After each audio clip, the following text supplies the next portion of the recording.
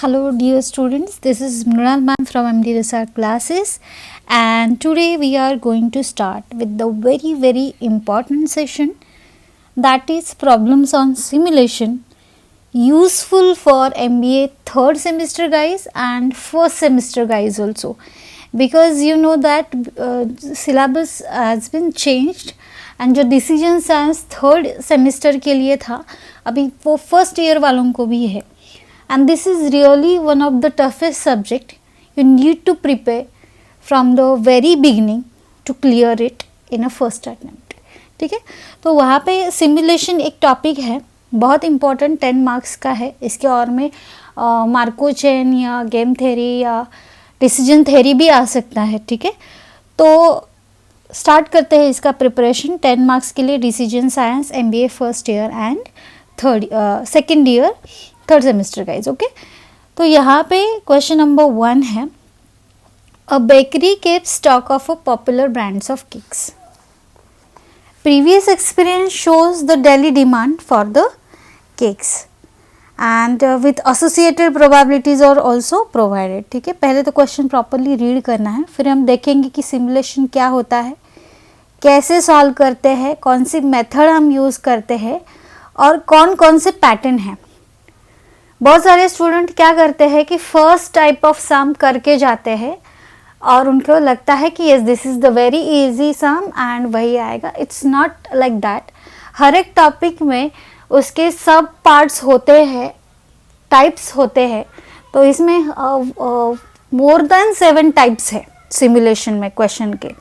तो आपको हर एक पैटर्न को अच्छे से प्रिपेयर करना पड़ेगा.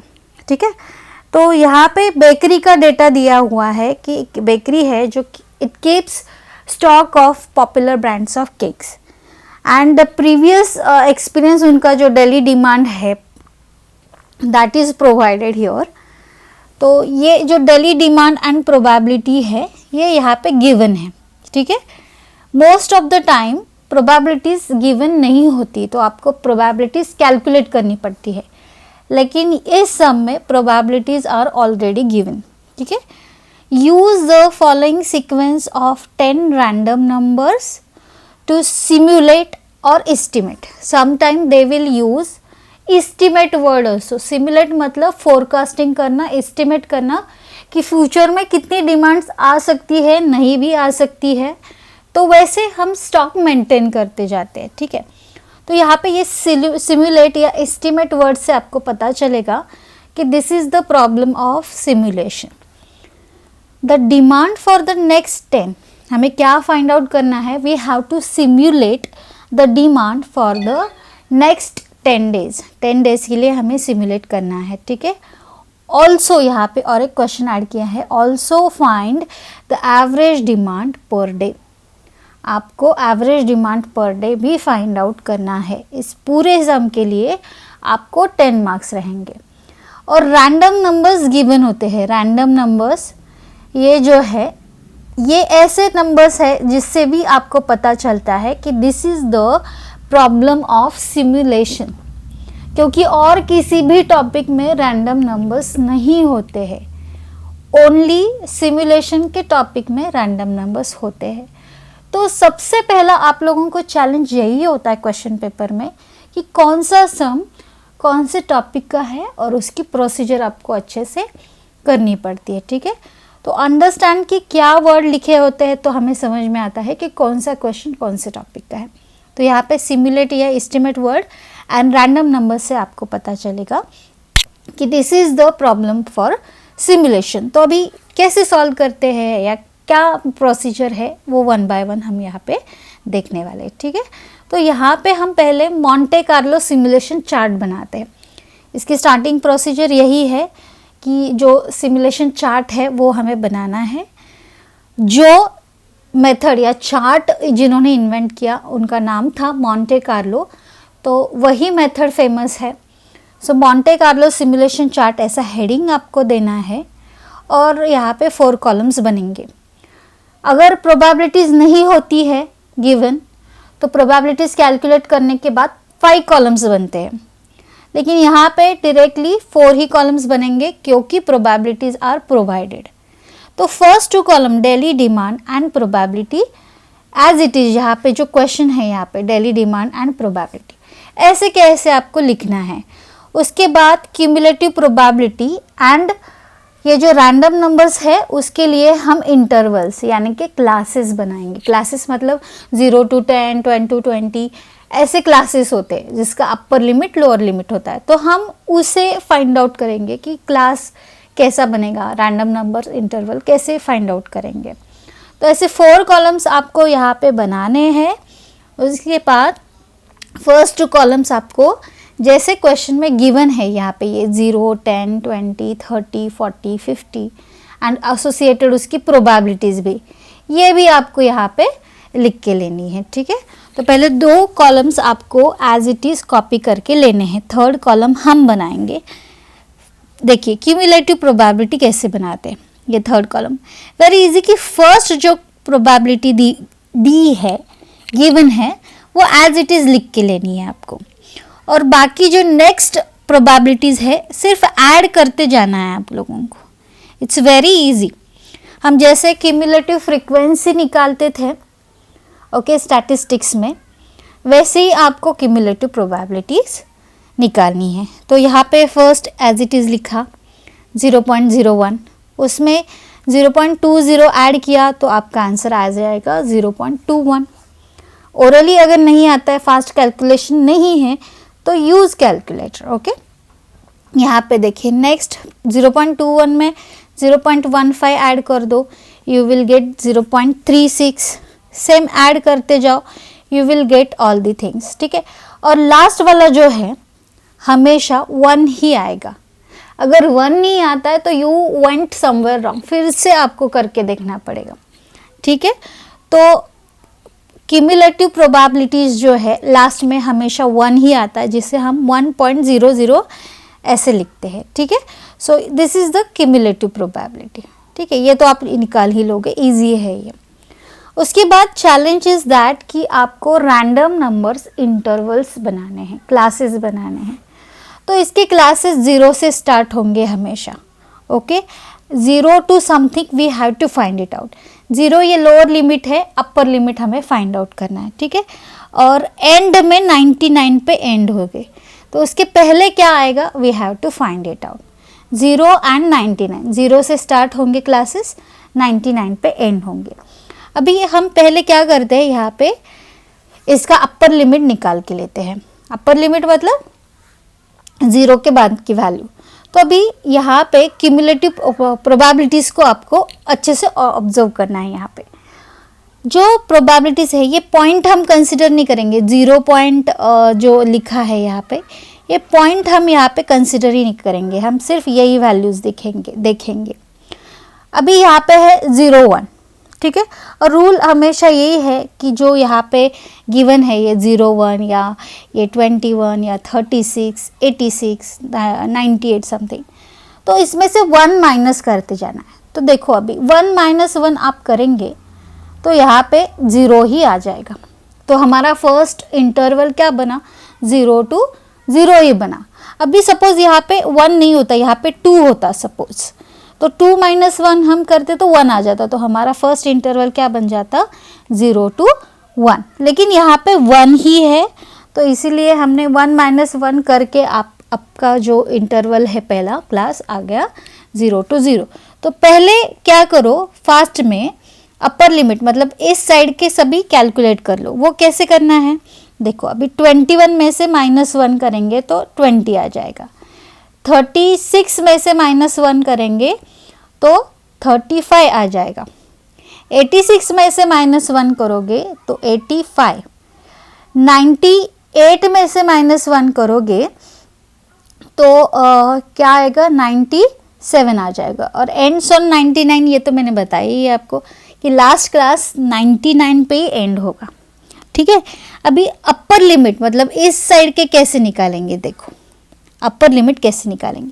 अभी यहाँ पे 1 है तो 0 है, 0 के आगे तो 1 ही आएगा, फिर 20 के आगे 21 ही आएगा क्लास नेक्स्ट वाला, 35 के आगे 36 का क्लास आएगा, 85 के आगे 86 का क्लास आएगा, 7 के आगे 98 का क्लास आ जाएगा।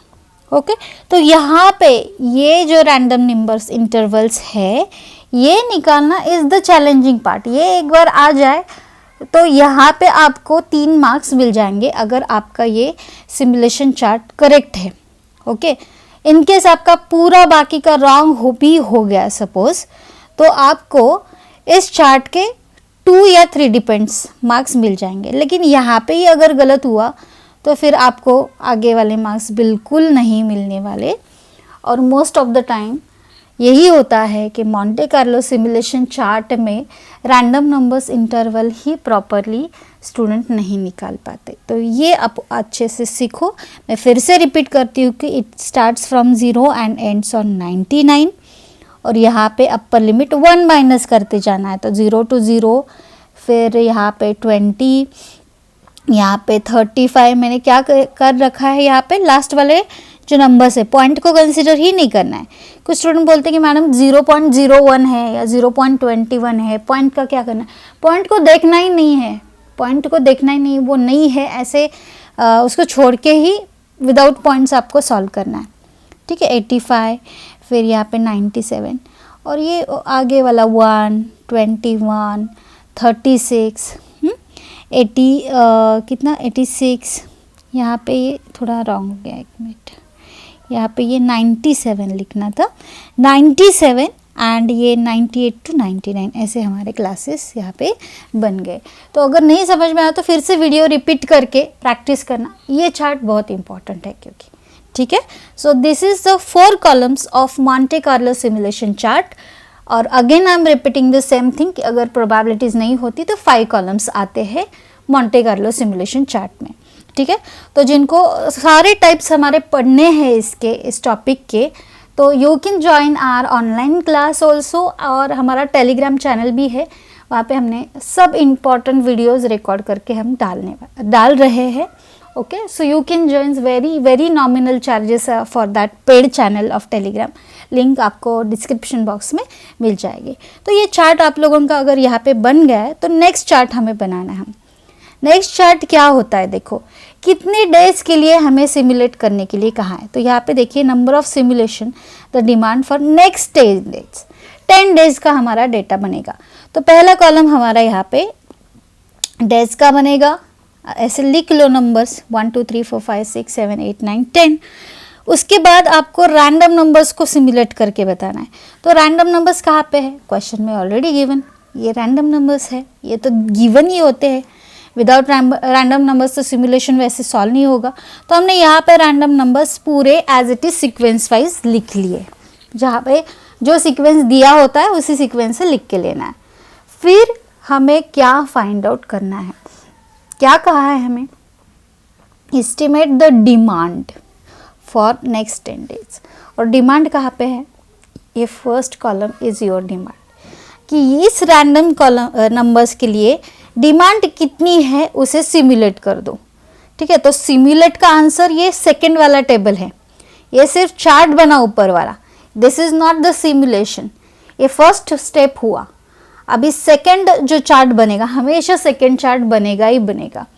अभी यहाँ पे 3 ही कॉलम्स आते हैं, कभी कभी क्वेश्चन में एडिशनल पूछा होता है तो वहाँ पे 4 5 6 कॉलम्स भी आते हैं। तो क्वेश्चन में क्या क्या पूछते हैं उस अकॉर्डिंगली हम कॉलम्स बनाते हैं हमेशा। ठीक है, तो यहाँ पे ये रैंडम नंबर्स आप लिख लो। उसके बाद डेली डिमांड यहाँ पे क्यों, क्योंकि जो कुछ फर्स्ट कॉलम का नेम होता है वही हम रैंडम नंबर के साथ लिखते हैं कि डेली डिमांड, क्योंकि उन्होंने सिमुलेट करने के लिए कहा है हमें डिमांड, तो हम डेली डिमांड पहले फाइंड आउट करेंगे।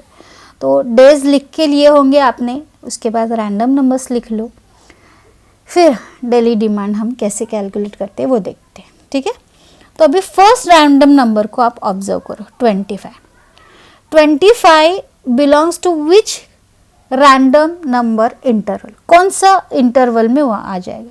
तो यहाँ पे देखिए ऑब्वियसली वो आ जाएगा 21 to 35 के ग्रुप में, 25।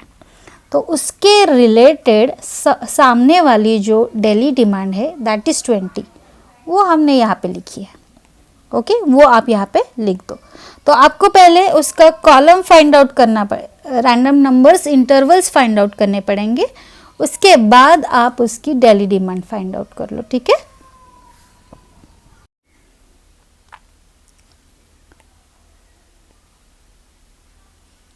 तो अभी सेकेंड रैंडम नंबर जो है यहाँ पे 39 है, राइट। तो 39 कौन से ग्रुप में आ जाएगा, कौन से इंटरवल रहेगा, 36 to 85 का। तो उसके बिलोंग्स टू डेली डिमांड है 30, सो यहाँ पे हम 30 लिखेंगे।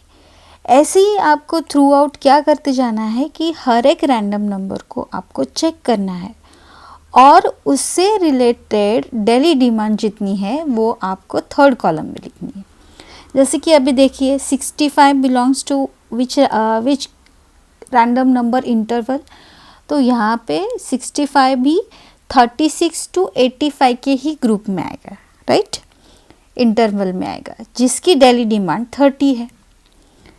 देन 76 देखेंगे तो 76 भी सेम ग्रुप में आएगा, तो डेली डिमांड भी 30 लिखेंगे, यहाँ पे सेम लिख दिया आपने। 12 and 05 देखेंगे, 12 and 05 1 to 20 के ग्रुप में आएंगे, जिसकी डेली डिमांड 10 रहेगी, तो हमने यहाँ पे 10 लिख दिया। तो होपफुली आपको ये समझ में आया होगा कि यहाँ पे कैसे बनते हैं, ठीक है। तो हर एक ग्रुप को ऑब्जर्व करो और उसकी डेली डिमांड आपको यहाँ पे सामने लिखनी है। तो 73, 89, 19, 49 उसके आप ग्रुप कौन से है वो चेक कर लो और उसके रिलेटेड जो भी डेली डिमांड है वो आपको यहाँ पे लिखनी है। Very easy procedure.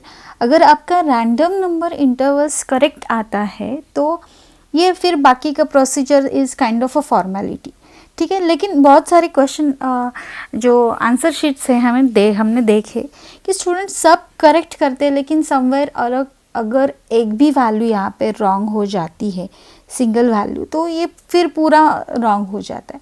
तो इसको अच्छे से ध्यान देके आपको ऑब्जर्व करके फिर करना है, ठीक है। और लास्ट में इस कॉलम की जो लास्ट कॉलम है आपका डेली डिमांड, इसकी टोटल कर देनी है। तो टोटल आप कैलकुलेटर यूज़ करके कर लो कि कितनी टोटल आ रही है, हम चेक करेंगे टोटल। यस,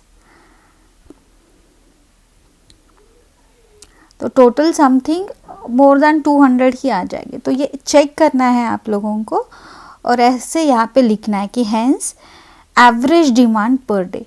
अभी यहाँ तक अगर टोटल तक आप लिखेंगे आंसर, तो ये सिर्फ सिमुलेशन का आंसर है। Simulate the demand for next 10 days का आंसर इस कॉलम तक है, ठीक है।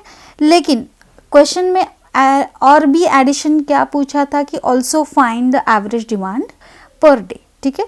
इसीलिए हमने एवरेज डिमांड भी निकाली। तो एवरेज क्या होता है कि आप जो डेली डिमांड आपकी पूरी है उसकी टोटल कर दो, ठीक है। आप टोटल यहाँ पे लिख दो, डिवाइडेड बाय वो कितने नंबर्स है वो आपको यहाँ पे लिखने हैं, ठीक है। तो आपको टोटल करके यहाँ पे लिखनी है, you will get this much total. आप चेक कर लो, ठीक है। आपको नहीं तो आप खुद फाइंड आउट कर लो एंड कमेंट बॉक्स में मुझे कमेंट करके आपको बताना है कि आंसर कितना आ रहा है। फॉर एग्जाम्पल यहाँ पे जो भी कुछ वैल्यू है वो यहाँ पे लिखो आप, ठीक है। और फिर एवरेज कितनी आती है उसके साथ आपको क्या करना है, यस, यूनिट्स के साथ लिखना है। ये यूनिट्स लिखना ज़रूरी है, ठीक है। तो एक बार आप चेक कर लो कि आंसर आपका कितना आता है, फिर उसको उन यूनिट्स के साथ आपको लिखना है और कमेंट बॉक्स में मुझे कमेंट करके बताना है कि आपकी एवरेज डिमांड पर डे कितनी आई हैं। So this is all about the first sum of simulation. Procedure हमने स्टेप बाय स्टेप पढ़ा है। आगे भी बहुत सारे इसके टाइप्स है, बहुत सारे टाइप्स है इसके, मोर देन 7 टाइप्स है, ठीक है।